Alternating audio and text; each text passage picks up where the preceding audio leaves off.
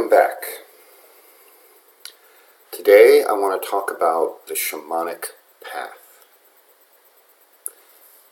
I'll define a little bit what I mean by that. My main message is that I would like you to know that the shamanic path is potentially the most powerful tool, most powerful path you could take to enhance your spiritual transformation.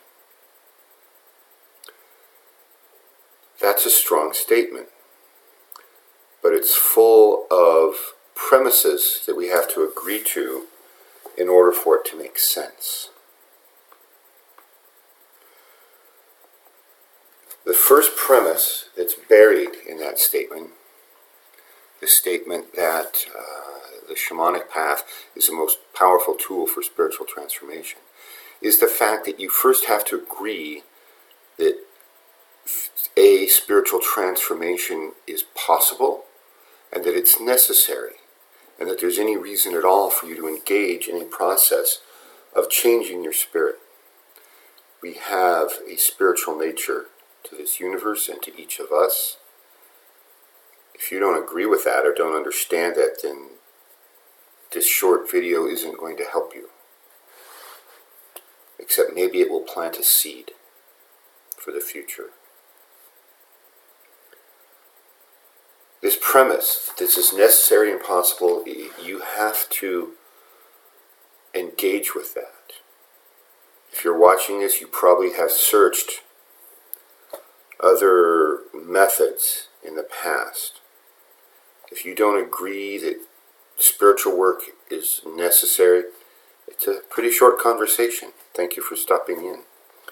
The second premise that's buried in that statement is the word potentially. It's potentially the most powerful only if you use it. If you don't engage with whatever spiritual path you're following, if you don't use the tools you have learned, if you don't engage in the spiritual practices that people have taught you, other teachers, other guides, then it's irrelevant.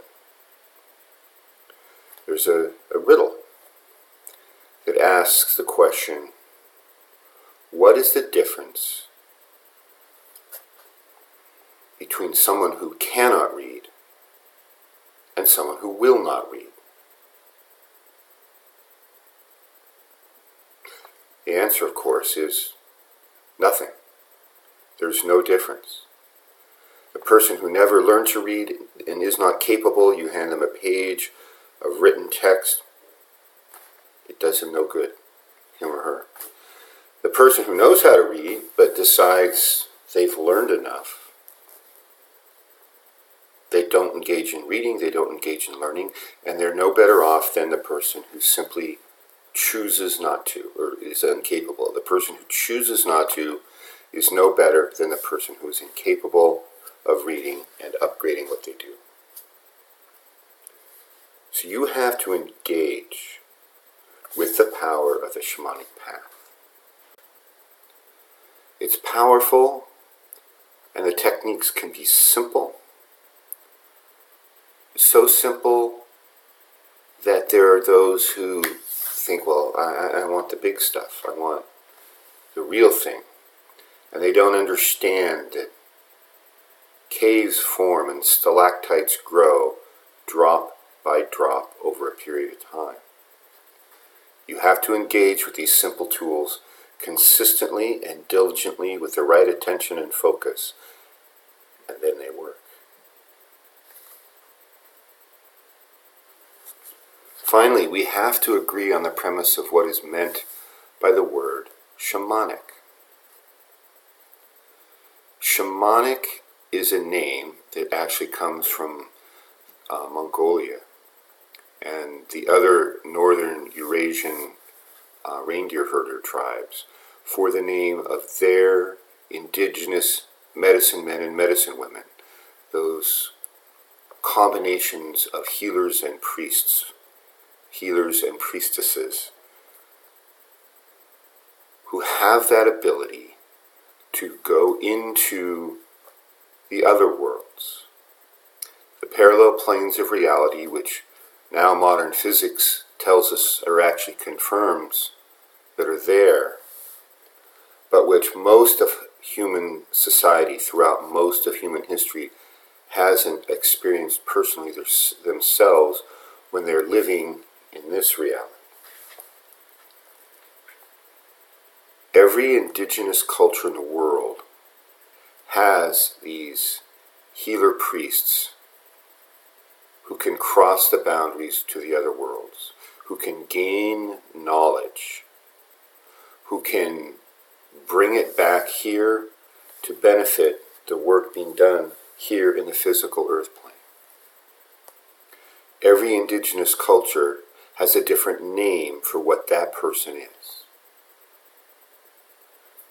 But we in Western cultures have now decided to apply the term shaman to anyone from any culture who does that.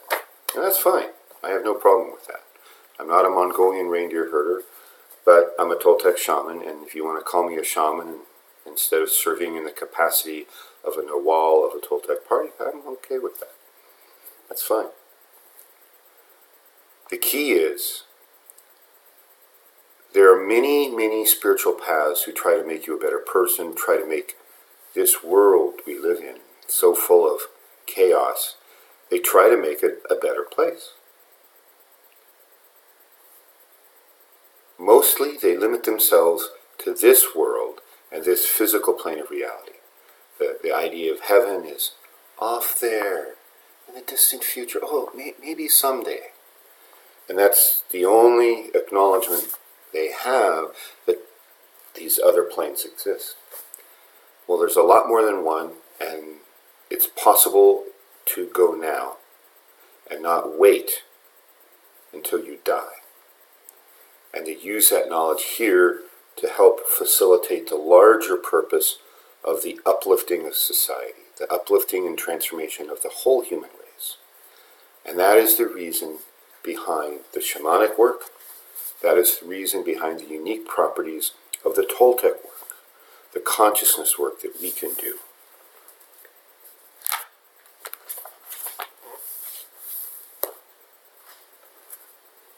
When you limit yourself to only looking at one plane of reality, I would compare that to going out to look at the beauty of nature, going to a great national park, but then putting on goggles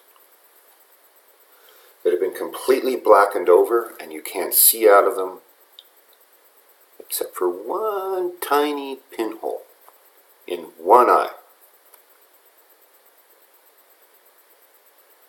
and try to take in all there is to see.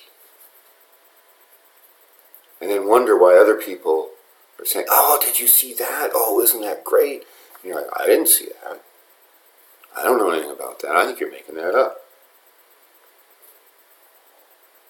Going to a national park like the Grand Canyon or Yellowstone, Yosemite, with your eyes wide open, both eyes, absorbing all the sights and sounds and smells, would be very different to going to those parks with those pinhole goggles with earplugs, plugs in your nose, and then wondering why your experience wasn't as rich and full as somebody else.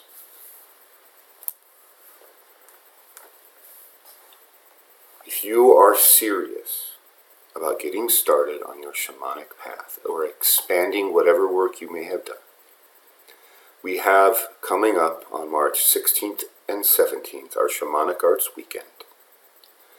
This is an intense, concentrated period of experiential activities to help more fully awaken in you that which has been lying dormant. Maybe it's been starting to come awake, and this will help. This is an intense period of exposure to shamanism and in particular to Toltec techniques for expanding your consciousness. Those techniques traditionally held in the Toltec culture, which in my opinion, after studying pretty much everything that's out there, I found to be the most powerful tools available for upgrading your spiritual consciousness. This weekend will probably be different than anything you've ever experienced. If you attend, plan to immerse yourself in this. Plan to engage with it. This is not a time for dabbling. Use a poker playing analogy, you got to go all in. It's a short period of time of 24 hours from Friday afternoon to Saturday afternoon, and you might even have an opportunity to sleep during that time.